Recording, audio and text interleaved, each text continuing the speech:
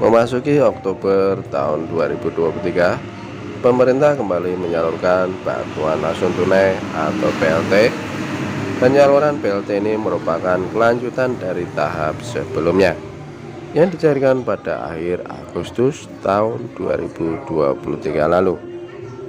Adapun BLT yang akan disalurkan adalah program Keluarga Harapan atau PKH yang menargetkan 10 juta penerima pada tahun 2023 ini. Jika kita berpatokan pada juknis, pencairan bantuan ini akan dimulai paling cepat awal Oktober dan paling lambat awal Desember tahun 2023 mendatang.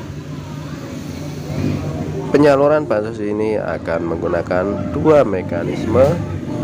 Pertama, melalui Bank Himbara yang disebut Bank BRI, Bank BNI, Bank BSI, dan Bank Mandiri. Kedua, melalui PT Pos Indonesia. Untuk besaran bantuan juga masih menggunakan perhitungan yang sama. Dicairkan bertahap dengan rincian anak sekolah mulai dari sebesar Rp225.000 sampai dengan Rp500.000. Lansia dan penyandang disabilitas mendapatkan bantuan sebesar Rp600.000.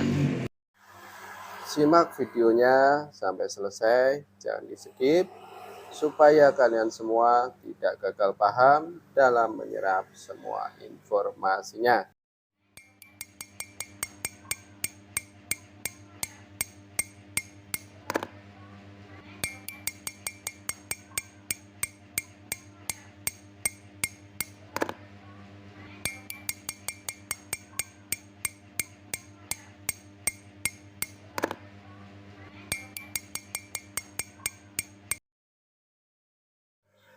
Assalamualaikum warahmatullahi wabarakatuh. Salam sejahtera untuk kita semua. Gimana kabar kalian? Semoga kalian semua selalu diberi kesehatan, dilancarkan rezekinya, dimudahkan segala urusannya. Amin amin ya robbal alamin. Jumpa lagi dengan saya di channel YouTube 1130, channel yang akan mengulas tentang berita-berita bansos dan pencairan bansos serta berita terbaru dari pemerintah. Sebelum pembahasan lebih lanjut, mari kita bergabung dengan cara subscribe, like, komen, dan jangan lupa di-share, lalu nyalakan lonceng notifikasinya supaya kalian semua tidak ketinggalan berita. Kali ini kita akan berbagi informasi penting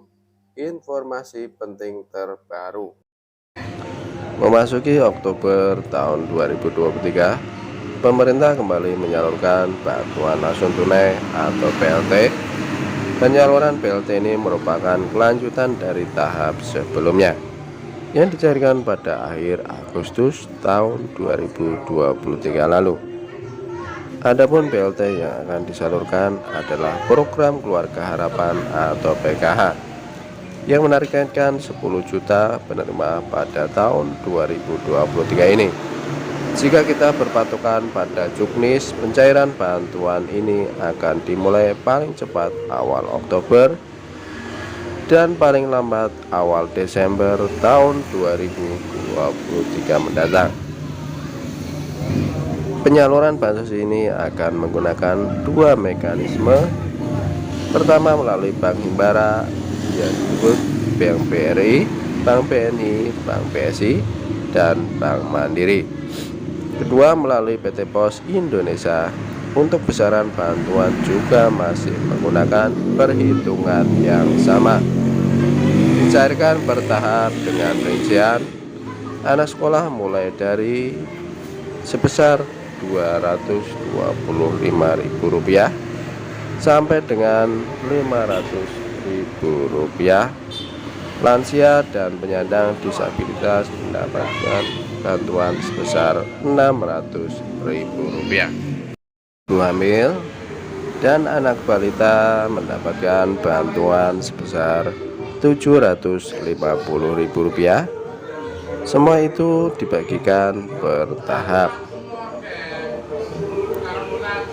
Khusus melalui kantor pos Indonesia, bantuan yang disalurkan per 3 bulan atau 4 tahap dalam 1 tahun. Sedangkan untuk pencairan melalui bank, perhitungannya per 2 bulan. Anak sekolah mulai dari Rp150.000 sampai dengan Rp300.000. Penyandang disabilitas dan lansia mendapatkan bantuan sebesar Rp400.000. Anak balita dan ibu hamil mendapatkan bantuan sebesar Rp500.000. Jika kamu ingin mengetahui apakah masuk ke dalam daftar penerima BLT PKH pada tahap ini, cukup cek di www.cekbansos.go.id. Apabila setelah dicek kamu belum masuk, lekas ajukan data dirimu atau orang lain yang betul-betul layak menerima bansos ini ke dalam DTKS. Kamu bisa mengajukan data diri ke kelurahan atau desa di lingkunganmu. Nanti mereka akan menampung datamu, kemudian diadakan musyawarah desa. Setelah itu datamu baru diinput pada SIG yang dikelola oleh desa ataupun kelurahan. Barulah nanti disahkan oleh dinas sosial, kemudian bupati atau wali kota setempat. Kamu juga bisa mendaftar mandiri secara online melalui web Cek Bansos dan aplikasi Usul Sangga yang ada di Play Store. Penyaluran bansos PKH yang sudah berjalan sampai dengan tahap keempat untuk 431 daerah menggunakan perbankan, dan tahap ketiga untuk 81 daerah menggunakan kantor pos Indonesia. Ini memungkinkan penerima manfaat untuk mengambil bantuan secara langsung dengan syarat dan ketentuan yang telah ditentukan sama seperti tahap yang lalu. Selama 16 tahun perjalanannya, PKH telah banyak memberikan sumbangsi nyata untuk penurunan angka kemiskinan di tanah air. Penurunan angka stunting, anak putus sekolah, lansia terlantar, dan penyandang disabilitas. Sebagai sebuah program, PKH tidak hanya memberikan stimulus berupa bantuan, tetapi juga menyisipkan pemberdayaan kepada KPM atau keluarga penerima manfaat, agar bisa menjadi mandiri melalui 6 modul yang diberikan, seperti modul gizi, modul stunting, modul pendidikan anak, modul perlindungan anak, modul ekonomi, dan modul kesos atau juga disebut kesejahteraan sosial, meliputi lansia dan penyandang disabilitas.